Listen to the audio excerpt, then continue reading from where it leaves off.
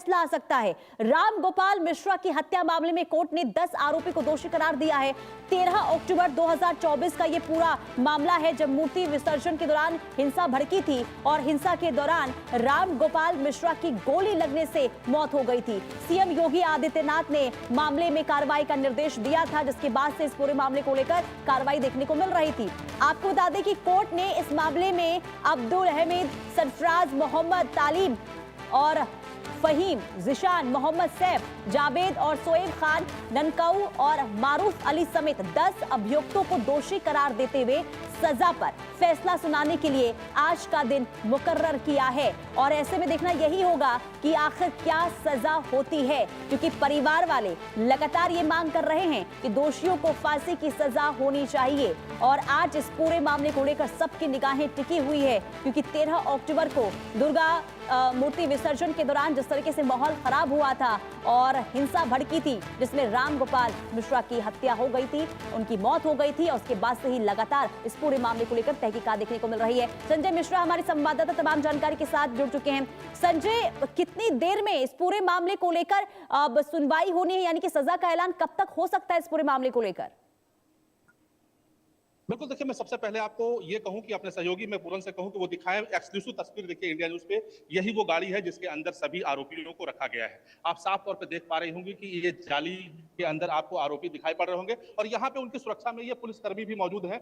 ये शांति व्यवस्था कायम करने के लिए लगाए गए हैं। ये जिला एवं सत्र न्यायालय जनपद बहराइच का ये पूरा कचहरी है, और इसी गाड़ी के अंदर ये बिल्कुल एक्सक्लूसिव तस्वीर आप इंडिया न्यूज पे आप देख रही हैं कि इसी गाड़ी के अंदर सभी वो आरोपी हैं जिनके ऊपर आरोप पत्र तय हो चुका है, दोषी करार दे दिए गए हैं। महज मात्र 1 घंटे के अंदर ही इनको सजा सुनाए जाने की पूरी प्रक्रिया पूरी हो चुकी है। संभवतः 2 बजे तक इनको सजा सुना दी जाएगी। सबसे बड़ी बात यह है कि 13 महीने 26 दिन के अंदर जिस तरीके से फास्ट ट्रैक कोर्ट में इस पूरे केस को चलाया गया है, और जिसपे लाखों लोगों की निगाहें टिकी हुई थी, अब कहीं न कहीं वो फैसला होता नजर आ रहा है। परिवार की अगर हम बात करें तो राम गोपाल मिश्रा जो मृतक है, उनकी पत्नी रोली मिश्रा से बात की गई। उन्होंने साफ तौर पे कहा कि हमने फांसी की सजा की मांग की है। उन्होंने मुख्यमंत्री से भी ये कहा था कि आरोपियों को फांसी होनी चाहिए। वहीं जो लोग इस दंगे में घायल हुए थे, जिनका हाथ पैर टूटा था, उनका ये कहना है कि कड़ी से कड़ी सजा होनी चाहिए। फिलहाल ये पूरा फैसला न्यायालय का है। न्यायालय क्या फैसला देती है ये सर्वमान्य होगा, लेकिन देखने वाली बात होगी कि कब तक फैसला आता है, क्योंकि सभी की निगाहें, मैं फिर एक बार कहूं कि मेरे सहयोगी चारों तरफ कैमरा पैन करे, देखिए यहाँ पे हजारों लोग यहाँ मौजूद हैं, और सभी की निगाहें सिर्फ कोर्ट पे लगी हुई हैं कि कोर्ट क्या फैसला देता है, कब फैसला आता है। उसके बाद ही ये तय किया जाएगा कि किस तरीके से परिवार को कितना बेहतर न्याय मिला है, क्योंकि परिवार सिर्फ न्याय की उम्मीद में है, और वो अब नजर आ रहा है कि मात्र 13 महीना 26 दिन के अंदर उनको न्याय मिलता नजर आ रहा है। बिल्कुल, देखिए लंबा इंतजार करना पड़ा है, लेकिन संजय जो आप जानकारी दे रहे हैं कि अब दोषियों को लाया जा चुका है, तो आखिर कब तक, कितना और समय लग सकता है, यानी कि क्या जानकारी अंदर से आपको मिल रही है, कितनी देर में अब तमाम चीजों को लेकर जो प्रक्रिया है उसकी शुरुआत हो जाएगी, दोषियों को अंदर लेके जाया जाएगा और सजा का ऐलान हो जाएगा?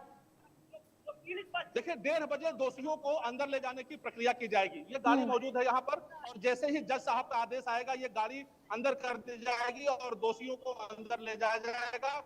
क्योंकि दोषी करार दे दिए गए हैं, अब केवल फैसला सुनाना बाकी है। ऐसे में कोर्ट की प्रक्रिया खत्म होते ही पूरा जो सजा का ऐलान वो हो जाएगा। उसके बाद इनको जेल भेज दिया जाएगा।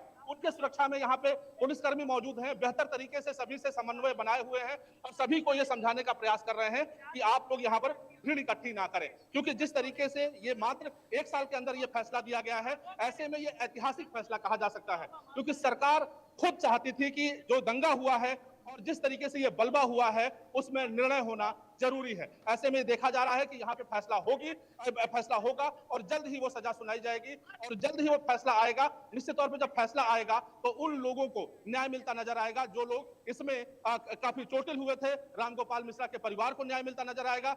राम गोपाल मिश्रा के पिता इस समय बेड रेस्ट पे हैं, वो बिस्तर पे हैं, बीमार हैं, लेकिन उनका साफ तौर पे कहना था कि हमारे बेटे के हत्यारों को फांसी की सजा मिलनी चाहिए। जी ठीक है, और यही वजह है कि संजय की आज परिवार वालों की जो निगाहें हैं वो कोर्ट कोर्ट की तरफ है, क्या उन्हें न्याय मिलता है और जो सजा दी जाती है क्या उससे परिवार वाले संतुष्ट होते हैं, ये देखना होगा। बहुत शुक्रिया संजय तमाम जानकारी देने के लिए। कुल मिलाकर ये तस्वीर आपको दिखा रहे हैं, ये तस्वीर कोर्ट के बाहर की है जहां सभी दोषियों को लाया गया है और इसके बाद थोड़ी देर में कहा जा रहा है कि तकरीबन 2 से ढाई बजे का समय है जब इन दोषियों को अंदर ले जाया जाएगा। इसके बाद सजा का ऐलान भी कर दिया जाएगा। लेकिन 13 महीने तक इंतजार परिवार वालों ने किया है और न्याय की उम्मीद इसी को लेकर उनकी टिकी हुई कि आज उन्हें न्याय मिलेगा। हालांकि लगातार जो परिवार वाले हैं वो कह रहे हैं कि इन दोषियों को फांसी की सजा मिलनी चाहिए और ऐसे में यही देखना होगा कि कोर्ट की तरफ से आखिर आज क्या कुछ कहा जाता है, यानी कि आखिर क्या सजा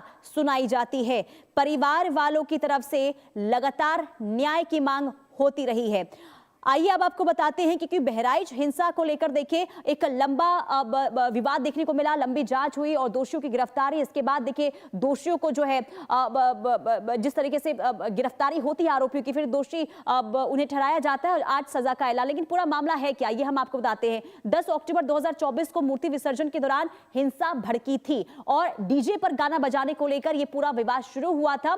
और इसी के साथ ही आपको ये बता दें कि डीजे बजाने पर मुस्लिम पक्ष ने आपत्ति जताई थी और इसके बाद वहां पर पहले कहासुनी हुई और कहासुनी जो है पूरी तरीके से संघर्ष और साथ ही साथ हिंसा में तब्दील हो गई। और विसर्जन में आई भीड़ ने वहां पर जबरदस्त हंगामा किया था क्योंकि विरोध इसका जताया गया था कि जो डीजे बजा रहे हैं, जो गाना बज रहा है, उसे बंद कर दिया जाए। विसर्जन में शामिल राम गोपाल मिश्रा ने इसे लेकर आपत्ति जताई थी। सरफराज के घर पर हरा झंडा निकालकर भगवा झंडा फहरा दिया गया था और इसी के साथ ही इस दौरान घर के अंदर से गोली चली और राम गोपाल मिश्रा की इस दौरान मौत हो जाती है। गोली चलने का आरोप सरफराज के पिता अब्दुल हामिद पर लगा और इसी के साथ ही कोर्ट ने अब्दुल हामिद समेत 10 लोगों को दोषी करार इस पूरे मामले को लेकर दे दिया है। और आज की जो तारीख है वो ये कि आज सजा का ऐलान हो सकता है। देखना यही होगा कि आखिर आज कोर्ट की तरफ से क्या सजा सुनाई जाती है, क्योंकि परिवार वाले जो 13 महीनों तक उन्होंने इंतजार किया है, न्याय की उम्मीद उन्हें है, लगातार फांसी की सजा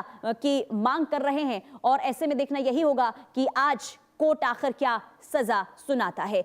और इसी के साथ ही आपको बता दें कि इस खबर पर आज दिन भर नजर बनी रहेगी और देखना यही होगा कि कोर्ट आखिर क्या कहता है। लेकिन आगे बढ़ते बात अब मध्य प्रदेश की करेंगे। मध्य प्रदेश के रतलाम में आग का तांडव देखने को मिला। कबाड़ के गोदाम में लगी भयंकर आग रतलाम में